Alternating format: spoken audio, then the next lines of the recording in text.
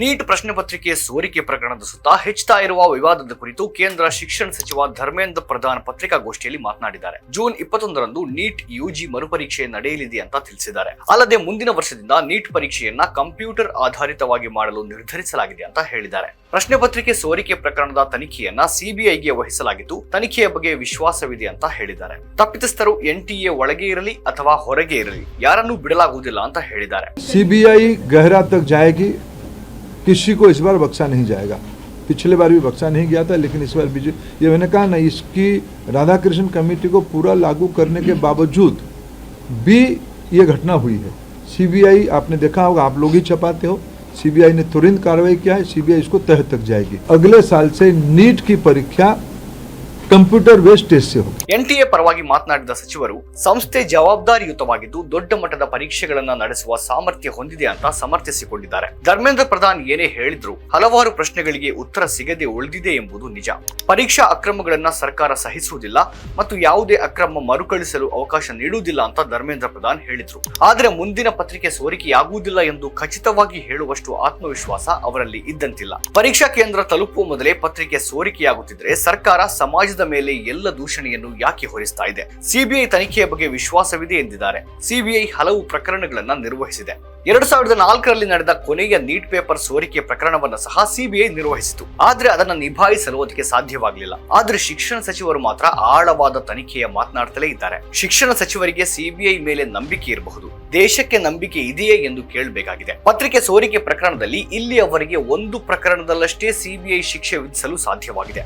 ಸುಲಭವಾಗಿ ಮಾಫಿಯಾ ಎಂದು ಬಿಡುವುದು ಮತ್ತು ಮಾಫಿಯಾವನ್ನ ಭಯೋತ್ಪಾದನೆ ಎನ್ನುವುದು ಸರ್ಕಾರಕ್ಕೆ ರೂಢಿಯಾಗಿ ಬಿಟ್ಟಿದೆ. ಅಂತಿಮವಾಗಿ ಸರ್ಕಾರ ಸಮಾಜದ ಮೇಲೆ ಎಲ್ಲವನ್ನ ತರ್ತದೆ. ಹಾಗಾದ್ರೆ ಸಮಾಜ ಏನು ಮಾಡಬೇಕು? ಮಕ್ಕಳಿಗೆ ಶಿಕ್ಷಣ ಕೊಡಿಸಬೇಕು, ಶುಲ್ಕ ಕಟ್ಟಬೇಕು, ತರಬೇತಿ ಶುಲ್ಕವನ್ನ ವ್ಯವಸ್ಥೆ ಮಾಡಬೇಕು. ಅಷ್ಟೆಲ್ಲ ಆದ್ಮೇಲೆ ಪೇಪರ್ ಸೋರಿಕೆ ಎಲ್ಲಿಂದ ಆಗ್ತಾ ಇದೆ ಅಂತಲೂ ಅವರೇ ನೋಡ್ಬೇಕಾ? हम कन्फर्म हुए हैं कि इस बार गैस पेपर की आड़ पे क्वेश्चंस बाहर गया है. हम 12 तारीख को छात्रों के हितों में हम नहीं चाहते थे कोई गलत कैंडिडेट एजुकेशन माफियाओं के षड्यंत्र से कोई भी सही छात्र की अधिकार वंचित हो जाए. इसीलिए हम बड़ी जिम्मेवारी के साथ हमने कहा था, हम जीरो टॉलरेंस की अप्रोच में चलते हैं. ಮಧ್ಯಮ ವರ್ಗದ ವ್ಯಕ್ತಿಯ ಗಳಿಕೆಯ 60% ಹಣ ಮಕ್ಕಳ ಶಿಕ್ಷಣಕ್ಕಾಗಿಯೇ ಹೋಗುತ್ತೆ ಮತ್ತು ಶಿಕ್ಷಣ ಸಚಿವ ಧರ್ಮೇಂದ್ರ ಪ್ರಧಾನ್ ಸಮಾಜ ಸಹಕರಿಸಬೇಕು ಅಂತ ಹೇಳ್ತಾ ಇದ್ದಾರೆ. ಇಷ್ಟು ದಿನಗಳ ಮೌನದ ನಂತರ ಶಿಕ್ಷಣ ಸಚಿವರು ಈಗ ಇದರ ಬಗ್ಗೆ ಪ್ರತಿಕ್ರಿಯಿಸಿದ್ದಾರೆ. ನಡೀತಾ ಇರುವ ಘಟನೆಗಳಿಂದ ನನಗೆ ತೀವ್ರ ದುಃಖ ಮತ್ತು ಕಳವಳ ಇದೆ. ಆದ್ರೆ ದೇಶದ ಹಿತದೃಷ್ಟಿಯಿಂದ ನಾವು ಕಠಿಣ ನಿರ್ಧಾರಗಳನ್ನ ತೆಗೆದುಕೊಳ್ಬೇಕಾಗಿದೆ. ದೊಡ್ಡ ಗುರಿಯನ್ನ ಮನಸ್ಸಿನಲ್ಲಿಟ್ಟುಕೊಂಡು ಹೀಗೆ ಮಾಡಬೇಕಾಗಿದೆ. ನಾವು ಅದನ್ನ ಮಾಫಿಯಾದ ಪಿತೂರಿಯಿಂದ ರಕ್ಷಿಸಿದ್ದೇವೆ. ನಮ್ಮ ದುಃಖದ ಹೊರತಾಗಿಯೂ ನಾವು ಕಠಿಣ ನಿರ್ಧಾರ ತೆಗೆದುಕೊಳ್ಬೇಕಾಗಿತ್ತು ಅಂತ ಪ್ರಧಾನ್ ಹೇಳಿದ್ದಾರೆ. ಹೀಗೆಲ್ಲ ಹೇಳುವ ಶಿಕ್ಷಣ ಸಚಿವರು ತಮ್ಮ ಹೇಳಿಕೆಯಲ್ಲಿ ಒಮ್ಮೆಯೂ ಅದು ಎಲ್ಲಿಂದ ಸೋರಿಕೆಯಾಗಿದೆ ಅಥವಾ ಹೇಗೆ ಸೋರಿಕೆಯಾಗಿದೆ ಎಂದು ಹೇಳುವುದೇ ಇಲ್ಲ. ತನಿಖೆ ಮಾಡ್ತೇವೆ, ಕೆಲಸ ಆರಂಭಿಸಿದ್ದೇವೆ, ನಮಗೆ ಸಂಪೂರ್ಣ ವಿಶ್ವಾಸವಿದೆ, ನಾವು ಆಳವಾಗಿ ತನಿಖೆ ಮಾಡ್ತೇವೆ ಎಂದಷ್ಟೇ ಹೇಳ್ತಾ ಇದ್ದಾರೆ. ಎನ್ಟಿಎ ಬಹಳ ಸಮರ್ಥ ವ್ಯಕ್ತಿಯ ಕೈಯಲ್ಲಿದೆ. ಎನ್ಟಿಎಯಲ್ಲಿ ಶೂನ್ಯ ದೋಷದ ಬಗ್ಗೆ ಖಚಿತಪಡಿಸುತ್ತೇನೆ ಎನ್ನುತ್ತಾರೆ. ಒಂದೆಡೆ ಸೋರಿಕೆ ನಡೀತಲೇ ಇರುವಾಗ ಶಿಕ್ಷಣ ಸಚಿವರು ಎನ್ಟಿಎಯನ್ನ ಸಮರ್ಥಿಸಿಕೊಂಡು ಮಾತನಾಡ್ತಾ ಇದ್ದಾರೆ. ಮರುಪರೀಕ್ಷೆಗೆ ಹಾಜರಾಗುವ ವಿದ್ಯಾರ್ಥಿಗಳಿಗೆ ಪರೀಕ್ಷಾ ಶುಲ್ಕ ಮರುಪಾವತಿ ಹಾಗೂ ಮುಂದಿನ ಪರೀಕ್ಷೆಗೆ ಶುಲ್ಕ ವಿನಾಯಿತಿಯ ಬಗ್ಗೆ ಅವರು ಘೋಷಿಸಿದರು. ವಿದ್ಯಾರ್ಥಿಗಳ ಶುಲ್ಕ ಹಿಂದಿರುಗಿಸುತ್ತೇವೆ, ಮುಂದಿನ ಪರೀಕ್ಷೆಗೆ ಶೂನ್ಯ ಶುಲ್ಕ ಇರುತ್ತದೆ ಅಂತ ಹೇಳಿದರು. जो एग्जामिनेशन हो गई उस एग्जामिनेशन की फीस को हम स्टूडेंट को रिटर्न करेंगे.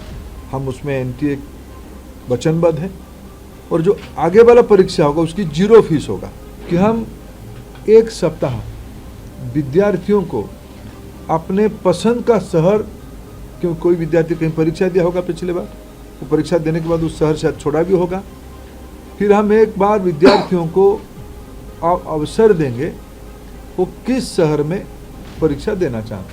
2 से 5 एग्जामिनेशन टाइम था, उसको ध्यान में रखते एनटीए ने तुरंत एक निष्पत्ति किया है कि उसको और 15 मिनट बढ़ाएं. ವಿದ್ಯಾರ್ಥಿಗಳಿಗೆ ಯಾವುದೇ ಆರ್ಥಿಕ ಹೊರೆ ಇರುವುದಿಲ್ಲ ಅಂದ್ರು. ಆದ್ರೆ ಇಲ್ಲಿ ಪ್ರಶ್ನೆ ಆರ್ಥಿಕ ಹೊರೆಯ ಬಗ್ಗೆ ಅಲ್ಲ, ಅವರ ಮೇಲಾಗುವ ಮಾನಸಿಕ ಹೊರೆಯ ಬಗ್ಗೆ ಎಲ್ಲರೂ ಚಿಂತಿಸಬೇಕಾಗಿದೆ. ಶಿಕ್ಷಣ ಸಚಿವರು ಪತ್ರಿಕಾಗೋಷ್ಠಿಯಲ್ಲಿ ತಮಗೆ ನೋವಿದೆ, ದುಃಖವಾಗಿದೆ ಎಂದೆಲ್ಲ ಹೇಳಿದ್ರು. ನಮಗೆ ಮಾಫಿಯಾ ಬಗ್ಗೆ ತಿಳಿದಿಲ್ಲ ಎಂದಲ್ಲ, ಅವರು ಸಾಮಾಜಿಕ ದುಷ್ಟರು ಅಂತ ಹೇಳಿದ್ರು. ಮಾಫಿಯಾ ಬಗ್ಗೆ ಮೊದಲೇ ತಿಳಿದಿದ್ರೆ ಮೊದಲೇ ಯಾಕೆ ಕ್ರಮ ಕೈಗೊಳ್ಳಿಲ್ಲ ಎಂಬುದು ಪ್ರಶ್ನೆ. ಮಾಫಿಯಾ ಯಾರೆಂದು ತಿಳಿದಿದ್ರೆ ಪರೀಕ್ಷೆಯ ಮೊದಲು ಸರ್ಕಾರ ಯಾಕೆ ಬಂಧಿಸಲಿಲ್ಲ?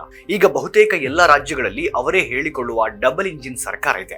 ಮಾಫಿಯಾ ಬಗ್ಗೆ ಮಾಹಿತಿ ಇದ್ರೆ ಅವರನ್ನ ತಡೆದು ಪ್ರಶ್ನೆ ಪತ್ರಿಕೆ ಸೋರಿಕೆಯಾಗದಂತೆ ನೋಡಿಕೊಳ್ಳಬಹುದಿತ್ತಲ್ವಾ? ದೇಶದ ಜನರ ಸಹಕಾರ ಬೇಕು ಎಂತಾರೆ. ದೇಶದ ಜನರು ಈ ವಿಷಯದಲ್ಲಿ ಏನು ಮಾಡಬೇಕು? ಅವರು ಮಾಫಿಯಾವನ್ನ ಹೇಗೆ ಹಿಡಿತಾರೆ?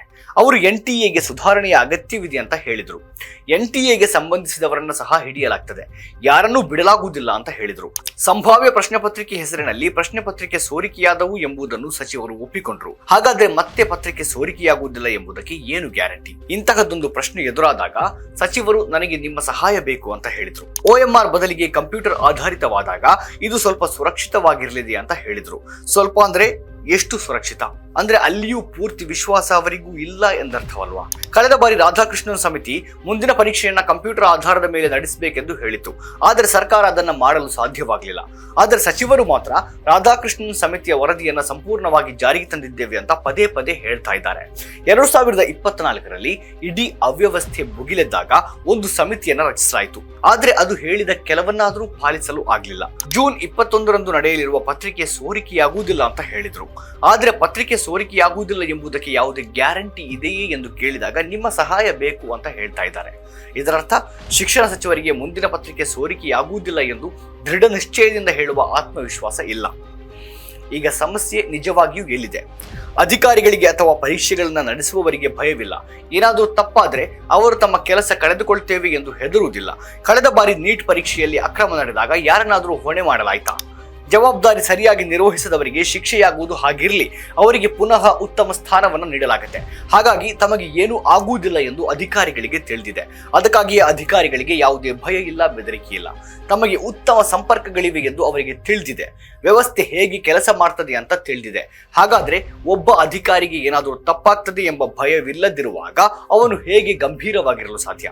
ಎಲ್ಲ ಪ್ರಶ್ನೆಗಳನ್ನ ಕೇಳಿದ ಪತ್ರಕರ್ತರು ಒಂದೇ ಒಂದು ಪ್ರಶ್ನೆಯನ್ನ ಕೇಳಲಿಲ್ಲ. ಶಿಕ್ಷಣ ಸಚಿವರಾಗಿ ಧರ್ಮೇಂದ್ರ ಪ್ರಧಾನ್ ಅವರು ನೀಟ್ ವೈಫಲ್ಯದ ನಂತರ ಜವಾಬ್ದಾರಿ ಹೊತ್ತು ಇದು ನನ್ನ ನಿಯಂತ್ರಣಕ್ಕೆ ಮೀರಿದ್ದು ಎಂದು ಹೇಳಿ ರಾಜೀನಾಮೆ ನೀಡ್ತಾರಾ?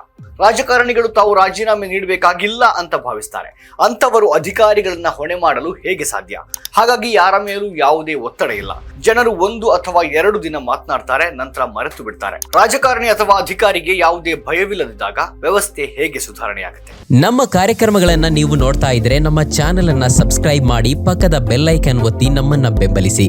ಹಾಗೆ ನಮ್ಮ ಕಾರ್ಯಕ್ರಮಗಳನ್ನ ಲೈಕ್ ಮಾಡಿ, ಕಮೆಂಟ್ ಮಾಡಿ, ಅದನ್ನ ಬೇರೆಯವರಿಗೂ ವಾಟ್ಸ್ಆಪ್ ಮೂಲಕ ಶೇರ್ ಮಾಡಿ. ನೀವು ಹೀಗೆ ಮಾಡಿದಾಗ ನಮ್ಮ ಚಾನೆಲ್ ಮತ್ತಷ್ಟು ಜನರಿಗೆ ತಲುಪಲು ನೀವು ನಮ್ಮೊಂದಿಗೆ ಸಹಕರಿಸಿದ ಹಾಗಾಗುತ್ತೆ. ಇದು ನೀವು ಯಾವುದೇ ಖರ್ಚಿಲ್ಲದೆ ಕೆಲವೇ ಸೆಕೆಂಡುಗಳಲ್ಲಿ ನೀಡಬಹುದಾದ ಸಹಕಾರ. ಧನ್ಯವಾದಗಳು.